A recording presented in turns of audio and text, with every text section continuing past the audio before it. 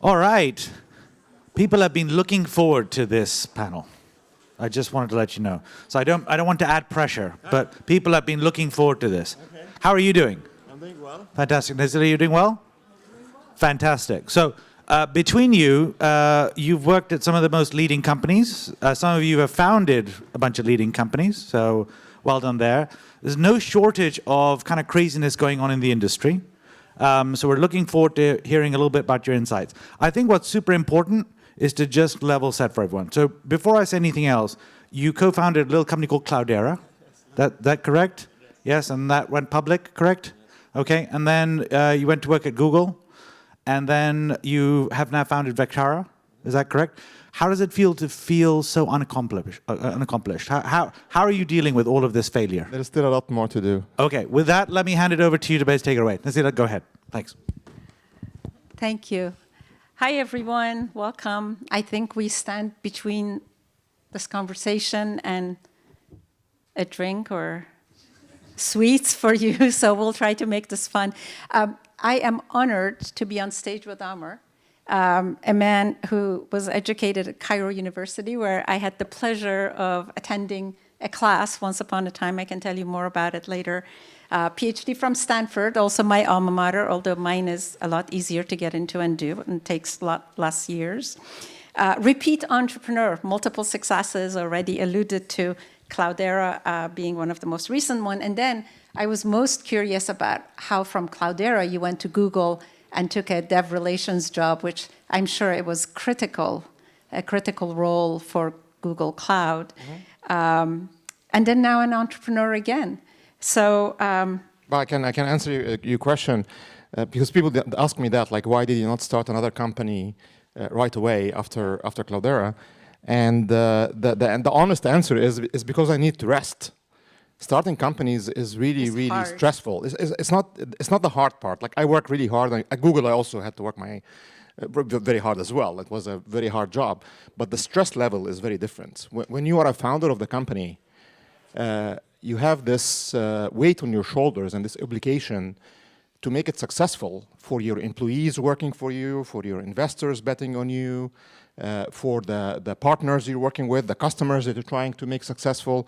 And that weight on your shoulders can be very, very heavy and will be taxing on you. So you need to be ready for it. If you're not ready for it, you're not going to be able to persevere through the journey. So the honest answer is I want to rest for a bit. Next time I see Sundar, I'll make sure. No, but seriously, with this illustrious background, given all the roles you've had and all the successes that you've had, tell us a little bit about Vectara and what brought you to this point, and then how you see the world evolving given your background. Yeah. So while I was working at Google, I joined Google in 2019, and in Google Cloud. And at that time, they actually had the very first version of this new technology that we all now know as LLMs or large language models. It was a amazing chatbot for the time called Mina, M-E-N-A, short for meaning. It comes from the word meaning. But I was thinking Mina Mowahed al-Qatrain for people that know the Egyptian history. He's a very, very important person that unifies the upper and lower Egypt. But I learned later that was not the reason why they picked that name. It was because of the meaning and association. And Mina, that chatbot, was just as good at ChatGPT that came out 2 years later. So Google literally had ChatGPT within their company 2 years before OpenAI.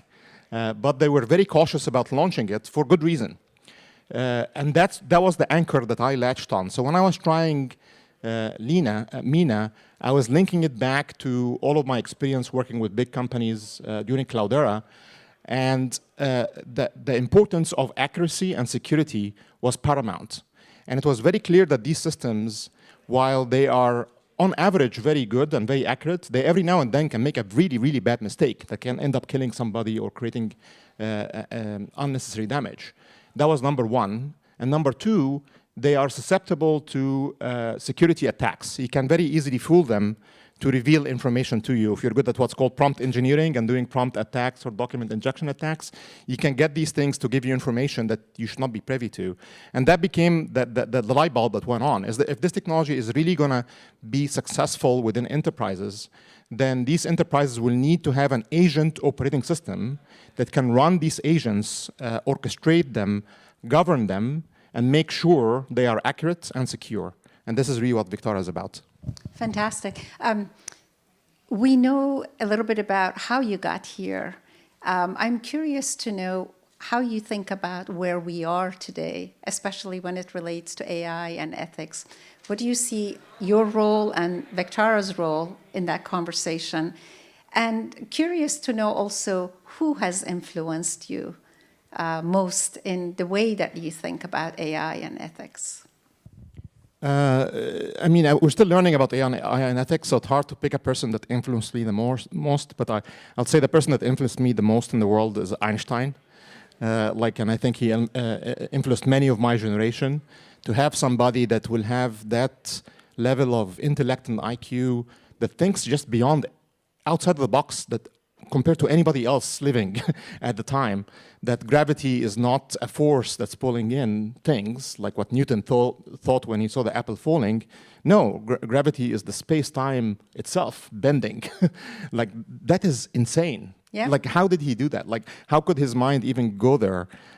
So that hunger for seeking the next level of understanding of things beyond what we think is the normal way of doing things, that is very, very inspirational to me. And that's what I drive a lot of what I try to work on and what I try to do.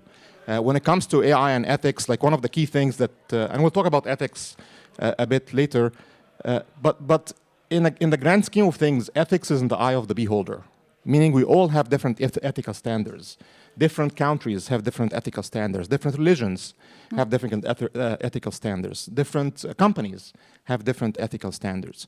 So what we need to provide them is governance, meaning tools that control the AI in a way that aligns with the standards that they agree on. And they can choose the standard, because the AI should not be the one picking the standard. It should be whoever is running it, they pick the standard that they think is the best for them. So at Vectara, as we work with different organizations deploying our agent operating system platform, that is one of the key capabilities that we provide to them, is this governance layer that aligns the ethics and the bias and the way that the AI operates to what they consider to be the process that they want to deploy. And as you talk to these different enterprises, do you find that they are concerned about ethics? How are they thinking about it? What has jumped out at you? That's also a very good question. So in general, humans, do we care about ethics or not? Some of us that have been raised well, we do. But many of Most of us do. I would say actually not the most. I think some. I think some, not most, Okay. actually. Yeah, that's my experience at least. And the way that you get most of us to align with ethics is to govern them in the same way that you govern the AI systems. You need to have laws that says, hey, if you were to drive your car beyond 65 on 101, we're going to give you a ticket. If you don't put your seatbelt on, we're going to give you a ticket. If you drive without insurance, we're going to penalize you.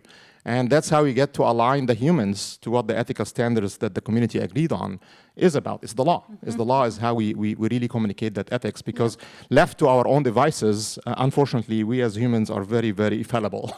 And we will go outside the boundaries that have been drawn with us whenever we think it's the right thing for ourselves. Yeah, and especially in the race that we are in for AI, and frankly, how enterprises feel very nervous about whether they're doing enough, whether they are capable enough, whether they're falling behind or not. I was curious to know where ethics ranked in terms of their priorities, or whether it's... The number one priority, we are in a capitalist society, and the number one priority is to create a successful business, and that's what companies will always do, including mine. Like, my number one priority is to maximize revenue so I can keep Raed happy, because Raed invested in me. That's my number one priority.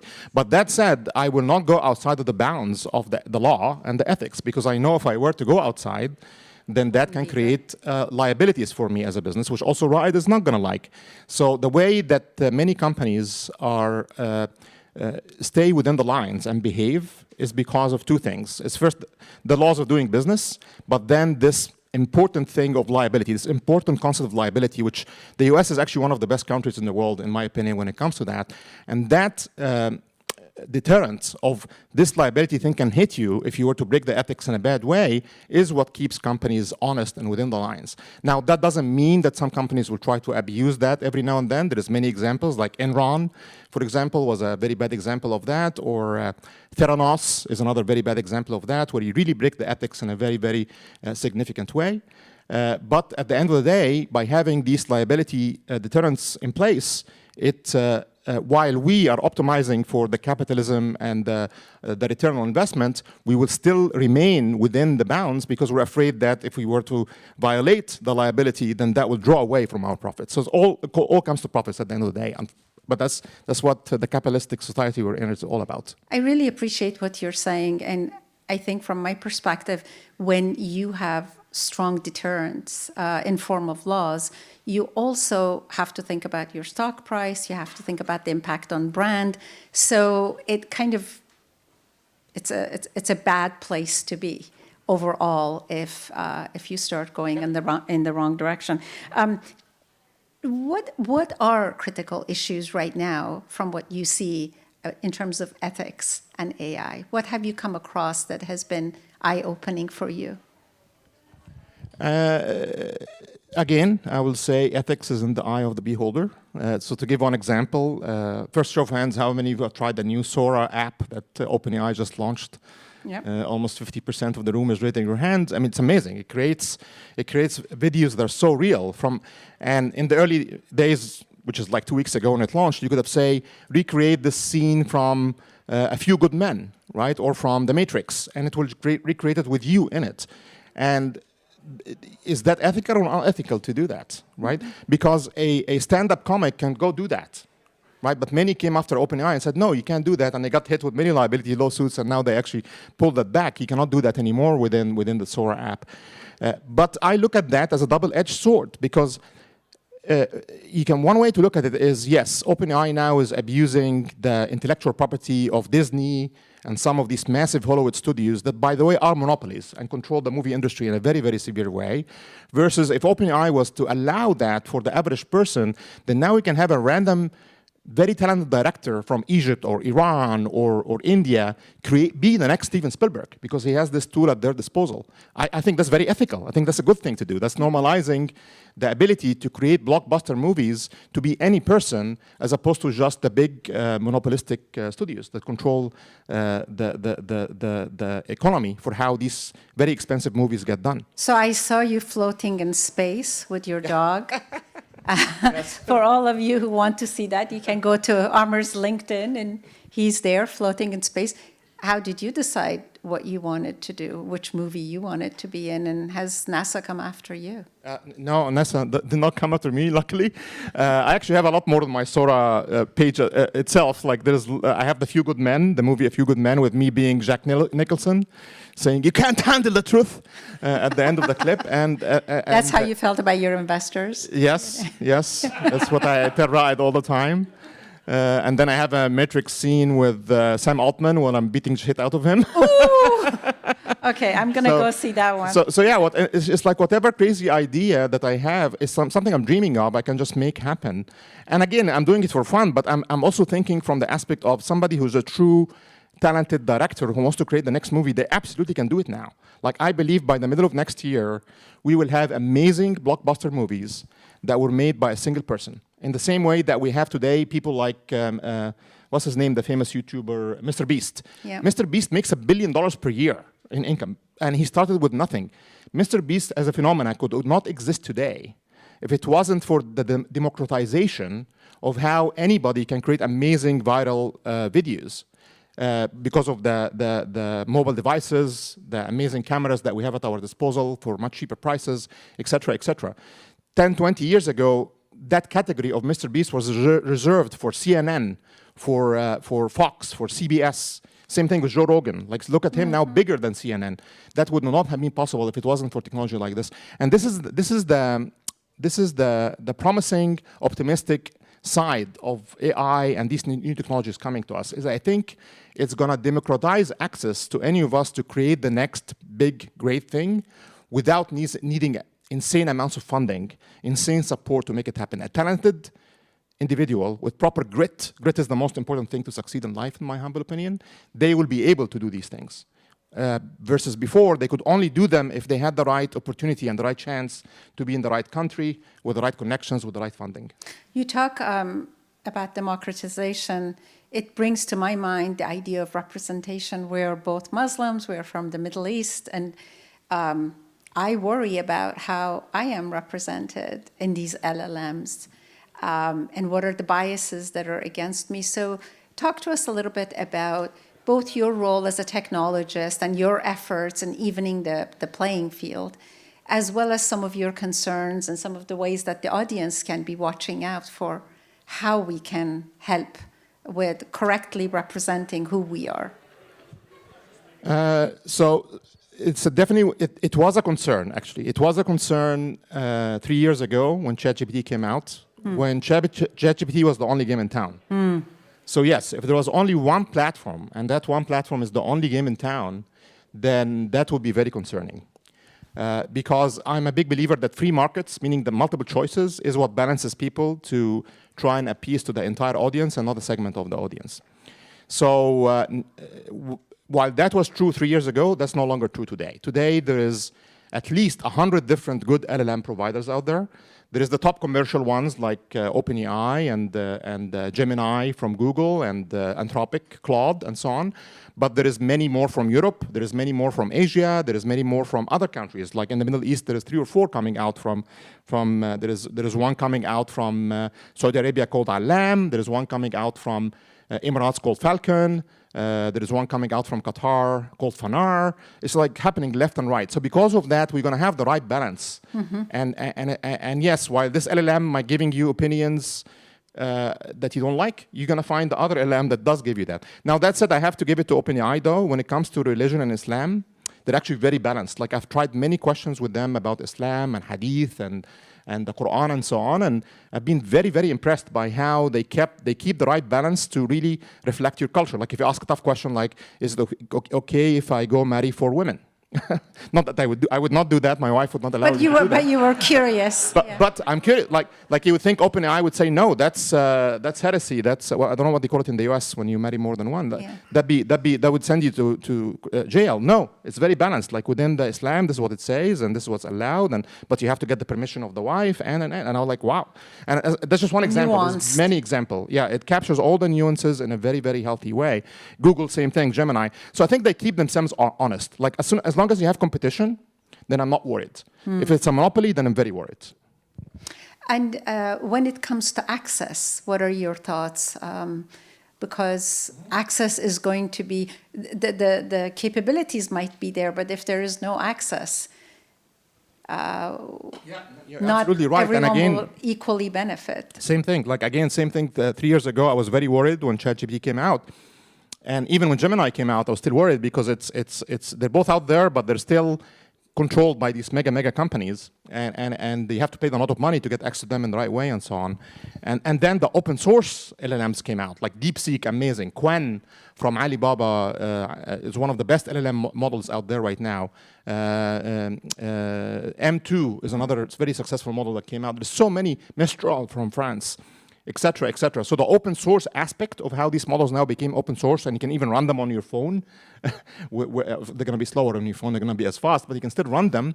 It opened up the access now to everybody. So yes, I was very worried in the early years, which is just 3 years ago, that this would be constrained to the wealthy and will only benefit a certain tier of the population. But because of open source now, this is benefiting everybody, everywhere. So it's a great thing, in my opinion. We have very little time left, unfortunately, but I wanted to ask you one last question. Magic wand, you could have anything you want when it comes to AI equity. What would you hope for? What would you want? That's a very, we have 2 minutes, so I'm going to think for 2 minutes, because that's a very hard question. Yeah, that's a very, very hard question. First, the politically correct thing to do is I want world peace. I want the AI to figure out world peace for us, because we can't figure it out for ourselves. We as humans, because we're fallible and because we are tribal, we like our tribe, unfortunately more than we like the human civilization as a whole.